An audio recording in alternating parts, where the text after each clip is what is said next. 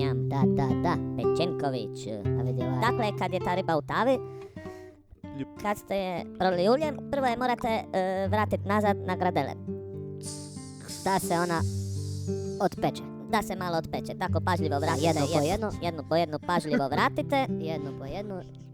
I pratite kako se to ispod otpekuje. Prvo stavite naravno deblje jer se one duže trebaju otpekljavati.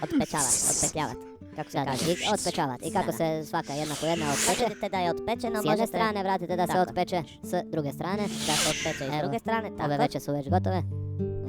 Ove veće, evo lubene, ostavite malo pirun ispod da se bolje otpeče. Da, on to zavisi od kojeg je materijala. Nisu svi pogodni. A da, to ti je 100 grama, 4 litre. Kad su sve otpečene s jedne strane, malo počekate da se otpeku s druge strane i onda kao što vidite ih možete početi vaditi. Zaboravi se, moraš odmazat repom. Vidi kako se odmažeš. Da, malo odmažeš. Odmažeš gradele, da. Odmažeš gradele. Odmažeš sa jednom, drugom, trećom.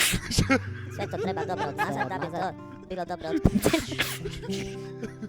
Da, tu se sve vidi. Evo sad, To vam je i od jedne i od otpečena druge riba. strane otpecena riba. Da, onda trebate Se vratiti na more, se vratiti na more, jasno, nazad. doći na mjesto gdje ste uvatili ribu. Trebate ribi dati malo zraka, Malo kao što zraka. vidite. I onda je vratite nazad. Da. Ivo. To se nama stavi. Kako ja znam kad treba doći.